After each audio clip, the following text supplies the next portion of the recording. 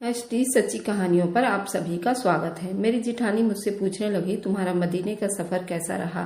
तो मैं सोच में पड़ गई, क्योंकि जो कुछ मेरे साथ हुआ था वह जिंदगी भर कभी नहीं भुलाया जा सकता था। हम लोग मदीने शरीफ में खड़े थे और मेरी छोटी सी सबा मेरी आंखों से ओझल हो चुकी थी। थोड़ी ही देर में मेरा खून सूखने लगा था। मैं बहुत ज़्यादा डर गई थी, न जाने वह कहाँ चली गई। आसपास लोग ही लोग थे, क्योंकि हज का टाइम था, बहुत ज़्यादा गर्मी थी। मुझे मेरी छोटी सी बच्ची कहीं भी दिखाई नहीं दे रही थी। मेरा शौहर भी मुझे गुस्से में देख रहा था। उसकी क्या वजह थी वो तो एक अलग ही कहानी थी। लेकिन कहाँ गई मेरी बेटी? ए मेरे रब, तेरे दर पर इतने करीब खड़ी हूँ, मेरी दुआ कबूल कर ले, मेरी बच्ची मुझे वापस कर दे। अभी मैं दुआओं में बिजी थी। अचानक मेरी बेटी भागती हुई मेरे पास आई और जब मैं उससे पूछा कि वे कहाँ चली गई थी तो उसने मुझे ऐसी बात बताई कि मैं सजदे में गिर गई। जमीन पर बैठकर रोने लगी। वहां पर जितनी भीड़ थी सब लोग मुझे देखने लगे। मेरा शौहर मुझे रोकने लगा। ये क्या कह रही हो? मेरी बेटी मुझे बात ही ऐसी बता रही थी। उसने कहा कि जितनी देर में गायब थी उतनी ही देर तक मेरे साथ दो अंकल। ये था कहानी का शीर्षक। अब सुनिए मेरी पूरी कहानी। मेरा नाम तमन्ना था। मेरे शौहर का नाम आमिर था।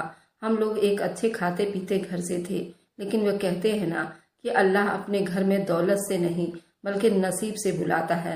और हम लोग काफ़ी टाइम से इंतज़ार कर रहे थे। पूरे 8 साल तक मुझसे कोई औलाद नहीं हुई थी। उसके बाद अल्लाह ने मुझे प्यारी सी बेटी से नवाज दिया था, जिसका नाम मैंने सबा रखा था। अब वह खुद से चलने फिरने वाली और बातें करने वाली हो गई थी। मैंने उस टाइम कसम खाई थी, मैं अगर औलाद पालूंगी तो हज पर जरूर जाऊंगी। और बीच में इतने सारे समस्या बनी कि मैं अभी तक ना जा सकी थी। लेकिन अब हमारा जाने का इरादा बन गया था। मेरी जिठानी के यहाँ कहने को तो 2 बेटे थे, लेकिन उनके बेटों से मेरी बेटी इस घर में सबसे ज्यादा लाड प्यार किया जाता था। मेरे ससुर, मेरी सास, मेरे दोनों बिना शादीशुदा देवर, नंद भी सब लोग ही सबा से बहुत ज्यादा प्यार करते थे। वो लोग कहते थे ये घर तो लड़कों से भरा हुआ है, लेकिन ये प्यारी सी गुड़िया जो यहाँ पर आई है यही हम सबकी जान है। सबा थी भी बहुत खूबसूरत। जब सब लोग उसके 4 बेटों को छोड़कर मेरी एक बेटी के लाड नखरे उठा रहे थे तो उसे बहुत गुस्सा आता था। जब हम लोगों का जाने का प्लान बना तो उसे घर पर नहीं छोड़ना चाहती थी। ऐसी बात नहीं थी जैसे मुझे किसी पर भरोसा ना हो, लेकिन मुझे सिर्फ उसी पर भरोसा नहीं था। इसलिए मैंने अपने शौहर से कहा हम बेटी को भी साथ लेकर जाएंगे। मेरे शौहर ने कहा खुद से खाने पीने वाली है, बातें करती है, उसको अम्मी के पास छोड़ जाते हैं और हम लोग चले जाते हैं। लेकिन मैंने कहा नहीं, मैं अपनी बेटी को साथ लेकर जाऊंगी। अगर आपको टिकट के पैसे ज्यादा लग रहे हैं तो आप बता दे। उसने कहा कि बात टिकट की नहीं है। चलो ठीक है, अगर तुम उसको वहां भी संभाल सकती हो तो ले चलते हैं। साथ में मेरी जेठानी ने कहा कि उसको लेकर ना जाओ, वहां पर तो बच्चे खो जाते हैं। अगर ये तुम्हारे हाथ से गुम हो गई फिर क्या करोगी? मुझे उनकी बातों पर बड़ा गुस्सा आया। मेरी सास ने उसको टोक दिया और कहा कि वे लोग हज करने जा रहे हैं, तुम ऐसी मनहूसियत भरी बातें ना करो, क्योंकि टोक लग जाती है। बच्ची अपने माँ के साथ है और उसका बाप भी साथ में है, ना करेंगे उसका ख्याल, कुछ नहीं होगा। शुक्र है मेरी सास हक का साथ देने वाली थी। इस घर में मेरे साथ उन्होंने 8 साल तक बहुत नाइंसाफी की थी। वह हक पर तो थी, लेकिन मेरी ही जब किस्मत खराब थी तो वह कैसे मेरा साथ देती। मेरे यहाँ औलाद नहीं हो रही थी और डॉक्टर ने कहा था कमी भी मेरे अंदर है। 8 साल बहुत लंबे होते हैं, लेकिन ये दर्द तो वही औरतें बता पाएंगी जिनकी औलाद ना होती हो। उनके लिए तो 8 साल 8 सदियों के बराबर होते हैं। ये वही समझ सकते हैं जिसके ऊपर ये सब गुजरा हो। और फिर मेरी जेठानी ने बेटों की लाइन लगा दी। ऐसे में मेरी सास के मुंह से कोई न कोई शब्द निकल ही जाता था। मेरे दिल में उनके लिए जहर नहीं था, लेकिन मैं ये बात नहीं भुला पाती थी कि उन्होंने मेरे दिल पर कितने जख्म लगाए थे। अब शायद उन्हीं जख्मों को भरने की कोशिश करती थी, क्योंकि जब से सबा इस दुनिया में आई थी मेरे ससुर को अपने कारोबार में बहुत ज़्यादा फायदा हुआ था। मेरे एक देवर की लॉटरी निकल आई थी।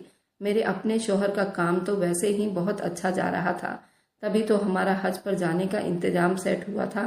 इसलिए मेरी सास को यकीन हो गया था कि सबा हम सब के लिए बहुत ही ज़्यादा मुबारक है और खुशकिस्मत साबित हुई है। उसके आने के बाद इस घर में बहुत कुछ आया और फायदा हो रहा है, जबकि जेठानी के बेटों के आने के बाद घर में बहुत सारे नुकसान हुए थे। मेरे ससुर तो एक बार बिस्तर पर ही पड़ गए थे, फिर अल्लाह ने उन पर करम किया और फिर से अपने पैरों पर खड़े हो गए। ये लोग इस तरह की बातों पर यकीन करते थे। ऐसा था या नहीं मुझे नहीं पता। खैर हम लोग हज पर रवाना हो गए। मेरे दिल में बार बार मेरी जिठानी की बात आ रही थी। मैं अपनी बेटी का बहुत ज़्यादा ख्याल रख रही थी, उसका हाथ बिल्कुल भी नहीं छोड़ती थी। लेकिन बच्चों की ऐसी उम्र होती है, उनको हर चीज़ को जानने की, देखने की बहुत ज़्यादा जल्दी होती है। मेरी बेटी भी ऐसे ही थी। सबने लाड प्यार से उसे बिगाड़ दिया था। वह बदतमीज नहीं थी, लेकिन थोड़ी सी जल्दबाजी में हमेशा खुद काम किया करती थी। उसे हर काम जल्दी करना होता था। हमें यहाँ आए हुए कुछ दिन बीत चुके थे।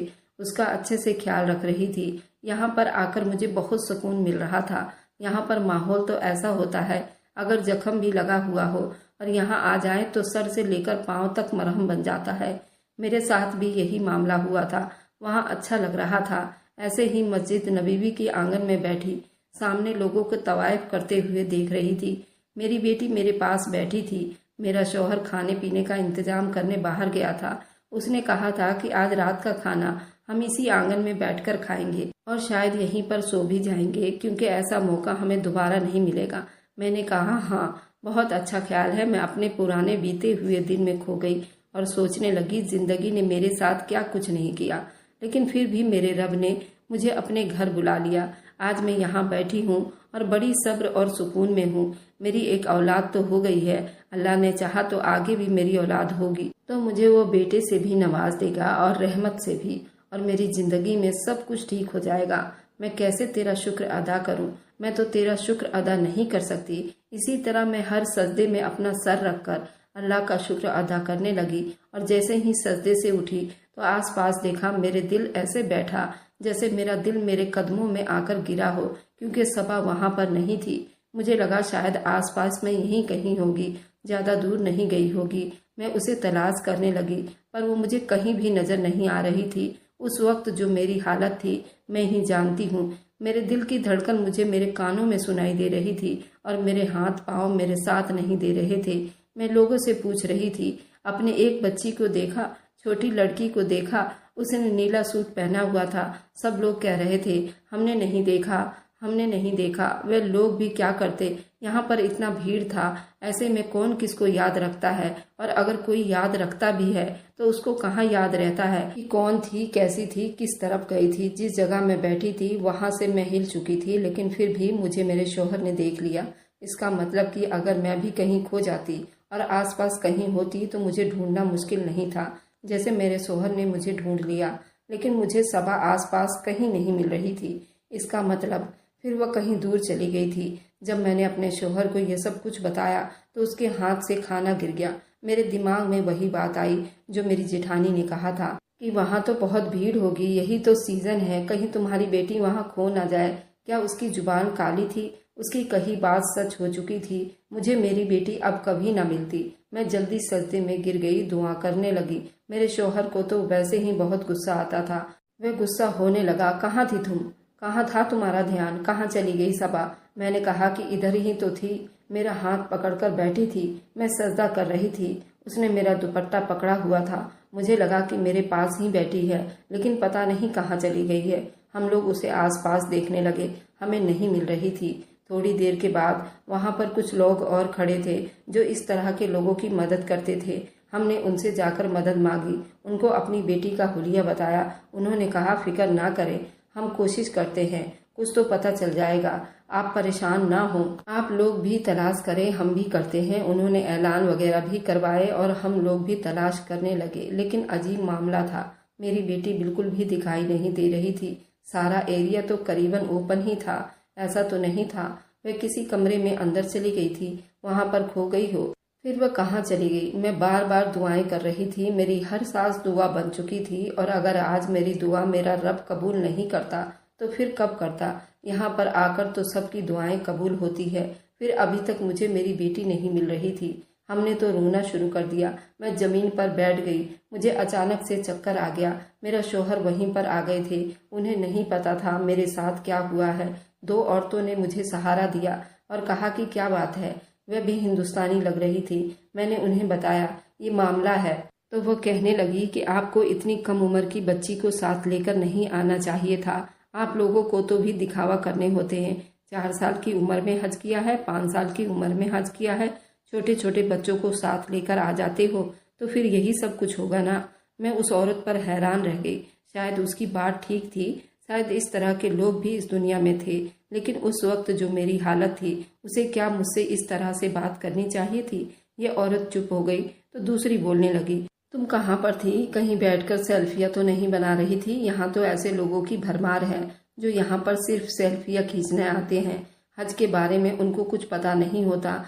जवानी में यहाँ पर आ जाते हैं, फिर बड़ी हसीन और खूबसूरत सेल्फियाँ बनाकर जब तक अपलोड ना करें, हज मुकम्मल नहीं होता उन लोगों का।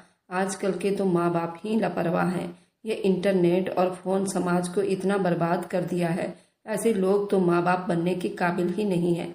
मैंने उनका हाथ झटक दिया और मैंने कहा, शर्म आनी चाहिए आप लोगों को। मुझ पर एक मुसीबत आई पड़ी है और आप लोग मुझे बातें सुना रही हैं। वे कहने लगी, मस्जिद नबी में तुम पर इतनी बड़ी मुसीबत आ गई है, इसका मतलब कि तुम कोई बद इखलाक औरत हो, वरना यहाँ पर आकर तो लोगों की मुसीबतें खत्म हो जाती है, लेकिन यहाँ पर आकर तुम पर अजाब आया है, कोई छोटी बात नहीं है। मुझे पता चल गया कि ये दोनों ही औरतें पागल और दिमागी मरीज हैं। पता नहीं किसका गुस्सा मुझ पर निकाल रही हैं। मैं फिर से अपनी बेटी को तलाश करने लगी। मैं हैरान हुई कि मेरा शौहर फिर से मुझे मिल गया, जबकि एक तरफ से वह भी मुझसे खो गया था। जब मेरा शौहर मुझसे बहुत दूर जाकर भी फिर दोबारा मेरे पास आ जाता था, मैं उसको मिल जाती थी, तो फिर मेरी बेटी हमें क्यों नहीं मिल रही थी? वह कहाँ थी? मैंने इतने चक्कर अभी तक लगा दिए थे। मुझे पक्का यकीन था वे आस पास तो कहीं भी नहीं थी, कहीं वे बाहर तो नहीं निकल गई थी। सीसीटीवी कैमरे की फुटेज भी चेक होने लगी। सब लोग हरकत में आ गए थे। ये अच्छी बात थी। वहां पर सिक्योरिटी बहुत अच्छी थी, क्योंकि वहां पर पहले भी बहुत से ऐसे केस हो चुके थे। वे लोग भी हैरान थे। वे कह रहे थे कि यहाँ पर पहले भी ऐसा कई बार हो चुका है, लेकिन मेरे ससुराल वाले तो सारी जिंदगी मुझे ताने देंगे। वे अलग है। मेरा शौहर पता नहीं मेरे साथ क्या सलूक करेगा और क्या मैं उसके बगैर जिंदा रह पाऊंगी। ये सोच आते कहने लगी, नहीं नहीं, मैं तो उसी वक्त मर जाऊंगी। मेरी सबा, तुम कहाँ चली गई? कहाँ चली गई? तुम वापस आ जाओ, अपने माँ के पास वापस आ जाओ। अब तो मेरी हालत बहुत बुरी हो गई थी। मैं फिर से चक्कर खाकर गिरने लगी थी। मेरे शौहर ने मुझे पानी पिलाया। उसने कहा कि तुम एक तरफ क्यों नहीं बैठ जाती हो? वैसे भी तुम्हारी कोशिश से कुछ होने वाला नहीं है। तुमने जो करना था तुम कर चुकी हो। अगर इतना ही तुम्हें ख्याल होता तो पहले उसका ख्याल कर लेती। अब मेरे लिए मुसीबत ना बनो। अगर तुम बेहोश हो गई तो मैं तुम्हें उठाकर अस्पताल ले जाऊंगा या अपनी बेटी को तलाश करूंगा। बैठ जाओ एक जगह पर। मैं उसी जगह पर जाकर बैठ गई जहाँ पर मैं बैठी थी और सबा वहाँ से गायब हो गई थी। शायद वह किसी तरह वहाँ पर वापस आ जाए। मैं सामने देख रही थी, लोग तवायफ कर रहे थे और मैं दुआ करने लगी, मेरे रब मुझ पर रहम कर, मेरी औलाद मुझे वापस कर दे, मुझ पर कोई मुसीबत ना डालना, मुझे किसी इम्तिहान में ना डालना। मैं बहुत कमज़ोर हूँ, तेरी बंदी बहुत कमज़ोर है। मुझे सबा के ही ख्याल आ रहे थे, कैसे वह इस दुनिया में आई थी, कैसे पहली बार मैंने उसे अपनी गोद में उठाया था। 8 साल के बाद जब आपको अपनी औलाद गोद में उठाने को मिलती है तो आपका क्या जज्बात होते हैं। मैं खुशी से रो रही थी। मैं एक बार खुशी से नहीं रोई, 2-3 महीने तक खुशी से रोती रही। यहाँ तक मेरे रोने से मेरा शौहर तंग आ गया था। कहता था, तुम क्या पहली औरत हो जिसको इतना इंतजार के बाद औलाद मिली है? अपने आप को संभालो, हर वक्त रोती रहती हो। आंखें खराब कर ली है तुमने अपनी। अगर अपना ख्याल नहीं करोगी तो बेटी का ख्याल कैसे करोगी?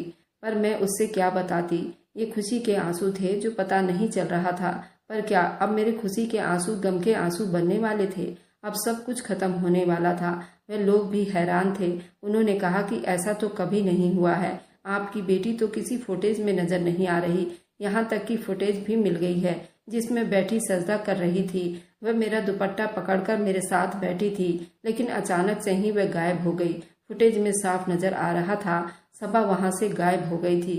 पर उन लोगों ने कहा कि फुटेज में कभी कभी ऐसा होता है क्योंकि कैमरे बहुत दूर लगे होते हैं, गर्मी है और कभी कैमरे के आगे से कोई चीज गुजरती है, कोई परिंदा गुजरता है तो ऐसा होता है। फुटेज में तो नजर आया था जैसे वह गायब हो गई हो, लेकिन फिलहाल वह कहीं चलकर गई होगी। वह जिस तरफ गई थी उसी तरफ भी तलाश करने लगे, लेकिन अभी तक उसका नामो निशान नहीं मिल रहा था। मैं सोचने लगी, मैं कैसे अल्लाह को पुकारूं, ऐसा क्या करूं वह मेरी दुआ सुन ले, मेरी बेटी वापस आ जाए। मैंने दूर से देखा, मेरा शौहर सिक्योरिटी वालों के साथ भी झगड़ा कर रहा था। जाहिर है अब उसने गुस्सा ही करना था। वह भी गुस्सा होने लगे और एक तरफ को चले गए। मेरा शौहर सर पकड़े बैठ गया, फूट फूट कर रो रहा था। मैंने उसे ऐसे रोते हुए पहली बार देखा था, पर मैं उसके तरफ नहीं देखना चाहती थी क्योंकि मैं उसके सामने खुद को मुजरिम समझ रही थी। ये मेरी ही गलती थी, ये सब कुछ मेरी वजह से तो हुआ था। मैं अल्लाह से दुआ करने लगी, यहाँ तक कि मैंने जमीन पर नाक रगड़ना शुरू कर दिया। लगता है कोई मेरी वीडियो भी बनाना शुरू हो गया था। लोग मुझे हैरान होकर देख रहे थे। मेरा शौहर भी इस तरफ देखने लगा कि क्या हो रहा है। मैंने अल्लाह से कहा, मेरी मदद करिए, मैं तेरे घर आई हूँ, तेरे दर पर सवाली बनकर बैठी हूँ, मेरी मदद करो। अगर मैंने कोई गुनाह किया है तो उसकी सजा मुझे किसी तरह दे दो, पर इस तरह से ना दो। अचानक से वहाँ बहुत ठंडी हवाएं चलने लगी, जबकि गर्मी का मौसम था। लोग भी हैरान होने लगे। ऐसा लगने लगा जैसे बारिश होने वाली हो। बारिश के कुछ कतरे जमीन पर गिरे। मैंने अपनी आंखों के आगे अपनी चादर कर ली और सजदे में गिर गई। किसी ने मेरे कंधे पर हाथ रखा।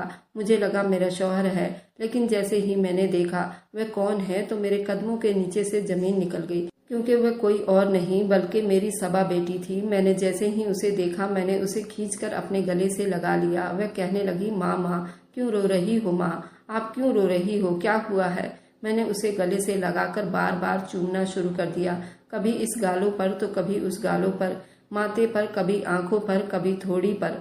वह परेशान हो गई। मेरे शौहर ने ये मंजर देखा तो वह भी भागकर हमारी तरफ आ गए और अपनी बेटी को उन्होंने गले से लगा लिया। जैसे ही मैंने एक तरफ देखा, मुझे कुछ अजीब सा महसूस हुआ। ऐसा लगा वहाँ पर दो लोग खड़े हैं जिनके कपड़े हम सब लोगों से बहुत ही अलग लग रहे थे। मतलब वह लोग मदीना के नहीं लग रहे थे। उन्होंने लंबे लंबे कपड़े पहन रखे थे। वे दोनों हमें देख रहे थे, वे लोग भी हमें देख रहे थे, क्योंकि मामला ही ऐसा था। लेकिन उनके चेहरे पर एक अजीब सी मुस्कुराहट थी। वो बहुत ही ज्यादा सुकून और खुशहाल दिखाई दे रहा था। वे हम दोनों को देख रहे थे और हंस रहे थे। उन्होंने लंबे लंबे कपड़े पहन रखे थे और उनके कदम भी बहुत लंबे दिखाई दे रहे थे। सबा ने जब उनकी तरफ देखा तो हाथ के इशारे से बुलाने लगी। उन्हें भी सबा की तरफ देखकर हाथ हिलाया और ये वही लोग थे जो मेरी बेटी को उठाकर ले गए थे और अब वापस कर रहे थे। कौन थे ये लोग? सबा उनकी तरफ हाथ क्यों हिला रही थी? मैंने कहा, सबा वे लोग कौन हैं? किधर देख रही हो तुम? जब मैंने ऐसा कहा तो मेरे शौहर ने कहा, तुम किधर देख रही हो? कोई भी तो नहीं है वहाँ पर। मैंने कहा, वे सामने हैं। जैसे ही मैंने गर्दन घुमाई वे लोग वहाँ से गायब हो गए। मैं समझ गई वही लोग थे जिनके पास सबा गई थी। अब हम लोगों ने जो मामला बढ़ाया था, अब हमें उसको भी संभालना था। हम लोगों ने जाकर सिक्योरिटी वालों से माफ़ी मांगी और उनको कहा कि माफ़ी चाहते हैं, हम लोग परेशान थे। उन्होंने भी मामला रफा दफा कर दिया। हमसे लिखवाया कि हमारी बेटी हमें मिल गई है और अब हमें कोई शिकायत ही नहीं। मेरे शौहर ने कहा, अब होटल चलते हैं। हम लोग होटल की तरफ जा रहे थे। सबा मेरी गोद में सो गई। सबा अंदर से अजीब सी खुशबू आ रही थी, ऐसी खुशबू जो मैंने उसको कभी नहीं लगाया था। ये खुशबू बहुत ही ज़्यादा प्यारी थी और सुहानी थी, लेकिन मैं तो अपनी बेटी को परफ्यूम या इस तरह की कोई खुशबू नहीं लगाती थी, क्योंकि अभी वो बहुत कम उम्र की थी। फिर उसके वजूद से ये कैसी खुशबू आ रही थी? ये खुशबू सिर्फ उसके कपड़ों से, उसके वजूद से और उसके बालों से भी आ रही थी। उस खुशबू के अंदर महकती रही। वह सारी खुशबू उसके कपड़ों पर बिखर गई। सिर्फ इतना ही नहीं, उसने अपनी मुट्ठी बंद कर रखी थी। ऐसा लगता था कि उसके हाथ के अंदर कोई चीज है। मैंने उसकी मुट्ठी को खोलने की कोशिश करने लगी। मेरे शौहर ने कहा कि चलो होटल आ गया। शौहर ने बेटी को बेड पर लिटा दिया, मुंह हाथ धोने चला गया। कहने लगा, पता नहीं कौन से अच्छे कर्म किए थे कि हमें आज हमारी बेटी हमें वापस मिल गई। अब घर जाकर किसी को ये बात मत बताना, क्योंकि मेरी भाभी की जुबान काली है, इसलिए ये सब कुछ हुआ है। मैंने रोना शुरू कर दिया तो मेरे शौहर ने मेरे कंधे पर हाथ रखा और कहा कि मुझे माफ़ कर दो। मैं गुस्से में था, मैं तुम्हें डांटना नहीं चाहता था। मैं जानता हूँ तुम भी उतना ही परेशान थी जितना मैं परेशान था। बस अब दोबारा हम इस बारे में कोई बात नहीं करेंगे। तुम मेरी हमसफर हो, तुमसे नहीं पूछूंगा तो किससे पूछूंगा? माफ़ कर दो मुझे। मैंने कहा, आपको माफ़ कर दिया, मुझे कोई शिकायत नहीं है। बस सोच रही थी अगर मेरी बेटी वापस नहीं मिलती और हम खाली हाथ वापस जाते तो क्या होता।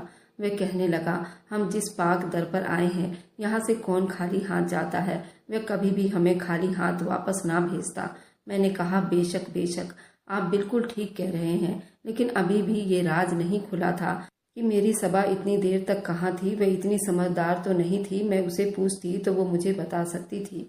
क्योंकि वो पूरे 2.5 घंटे के लिए गायब हो गई थी। ये कोई कम टाइम नहीं था। अब वह सुबह उठी तो उसका मूड अच्छा था। इस तरह वह अभी भी अपने हाथ की मुट्ठी बंद कर रखी थी। मैंने कहा कि जाओ, जाकर मुंह हाथ धो लो, मैं धुला देती हूँ तुम्हारे मुंह हाथ। कहने लगी, नहीं मैं खुद धो लूंगी। वापस आई तो फिर से उसके हाथ में कोई चीज थी। वह नाश्ता करने लगी। मैंने कहा, सबा मेरी प्यारी बेटी, तुम कहाँ गई थी? तुम तो माँ के पास बैठी थी ना, तो मैंने आपसे कहा था ना कि माँ का दुपट्टा पकड़कर बैठ जाओ, तो फिर तुम कहाँ उठकर चली गई थी? मैंने उसे बहुत प्यार से पूछने की कोशिश की और कहने लगी, माँ मैं तो कहीं नहीं गई थी, मैं तो इधर ही बैठी थी। मैंने कहा, नहीं तुम कहीं चली गई थी। वह कहने लगी कि हाँ, वे 2 अंकल थे ना, उन्होंने मेरी मदद की। मैंने कहा, कौन से अंकल? तो कहने लगी, वो लंबे लंबे कपड़ों वाले अंकल। उन्होंने मुझे कहा कि बेटा तुम अपनी माँ के पास जाओ, तुम्हारी माँ बहुत अच्छी औरत है, अगर तुम्हें कुछ हो गया तो तुम्हारी माँ जिंदा नहीं रहेगी, इसलिए तुम अपनी माँ के पास चली जाओ। और देख लो उन्होंने मुझे क्या दिया है। अब उसने अपनी मुट्ठी खोली तो मैं ये देखकर हैरान रह गई। उसके हाथ में एक मोती था। ये बिल्कुल भी नकली नहीं लग रहा था। मैंने कहा, ये तुम्हें कहाँ से मिला? तो वह कहने लगी, मुझे उन्हीं अंकल ने दिया है। मैंने कहा, कैसे लगते थे वह अंकल? उन्होंने तुमसे कोई बात की, कुछ कहा? तो कहने लगी, हाँ कह रहे थे हमेशा अच्छी लड़की बनकर रहना, तुम बहुत प्यारी हो, बहुत अच्छी हो। अभी ये बात कह ही रही थी कि सामने होटल के अंदर लगी एक एलईडी स्क्रीन के ऊपर कोई चीज आई। उस तरफ इशारा करके कहने लगी, ऐसे थे वे अंकल, बिल्कुल ऐसे। मेरे कदमों के नीचे से जमीन निकल गई। मेरी रीढ़ की हड्डी में एकदम सनसनी की लहर दौड़ गई। मुझे अचानक से ऐसा डर लगा, मुझे जिंदगी में कभी नहीं लगा था, क्योंकि स्क्रीन पर सऊदी अरब के ही किसी एनर्जी ड्रिंक की एडवर्टाइजमेंट चल रही थी, जिसमें वे लोग ये दिखा रहे थे, अगर आप ये एनर्जी ड्रिंक पीते हो तो आपके बड़े पर निकल आएंगे और आप हवाओं में उड़ने लगोगे और आपको बिल्कुल भी गर्मी नहीं लगेगी। जब मेरी बेटी ने कहा ऐसे थे वे अंकल, तो उसने स्क्रीन पर मौजूद उस आदमी की तरफ इशारा किया था। वह अपने वजूद से 2 गुना बड़े थे और हवाओं में उड़ रहे थे। इसका क्या मतलब था, मैं अच्छी तरह समझ रही थी। मैंने अपने मासूम बेटी को देखा। हम लोग वहां से वापस आ गए। उस मोती को मैंने संभाल कर रख दिया, आज भी मेरे पास है। मेरी बेटी की मदद करने वाले वे 2 आदमी नहीं बल्कि फरिश्ते थे और मेरी मासूम बेटी ने उनके पर भी देखे थे। अल्लाह ने मदद के लिए फरिश्ते भेजे थे। जिस तरह से मैंने अल्लाह से मदद मांगी थी, मैं रो रही थी। मेरी मदद अल्लाह ने की थी, मदद करने के लिए उन फरिश्तों को भेजा था, वरना ऐसे कैसे? मेरी बेटी अचानक से गायब हो गई और फिर अचानक से वापस आ गई। ये बात आज तक किसी को समझ नहीं आई। अल्लाह के शुक्र अदा करती हूँ कि मेरी बेटी मुझे वापस मिल गई है और उसने मेरी मदद करने के लिए अपने फरिश्तों को भेजा। बेशक अल्लाह ही है, आपकी मदद करता है, हर हाल में आपके साथ होता है, वही बेहतर मददगार है। मैंने ये बात अपने घर में किसी को नहीं बताई थी। मेरे सोहर ने मुझे मना किया था और जब मैं घर लौटी तो मेरी जिठानी ने मेरे से हजारों सवाल पूछ रही थी। देखो तुम्हारी किस्मत कितनी अच्छी है, तुम तो अल्लाह के घर में घूम आई हो। मैं तो सिर्फ तरस रही हूँ और इन 4 बच्चों को छोड़कर कहाँ जाऊंगी। और तुम देखो मुझसे छोटी होकर भी घूम आई हो। मन ही मन मुझे कोस रही थी, पर मेरा अल्लाह मुझ पर बहुत मेहरबान था। अगर आपको कहानी पसंद आई है तो वीडियो को जरूर लाइक कीजिएगा और अपने दोस्तों के साथ शेयर भी कीजिएगा। और हाँ, अगर आपने अभी तक हमारे चैनल को सब्सक्राइब नहीं किया है तो जरूर सब्सक्राइब कर लीजिए। मिलते हैं हम अपनी कल की एक नई दिलचस्प कहानी के साथ। मुझ पर सदा अपना प्यार और स्नेह बनाए रखें। सभी को मेरा प्यार भरा नमस्कार।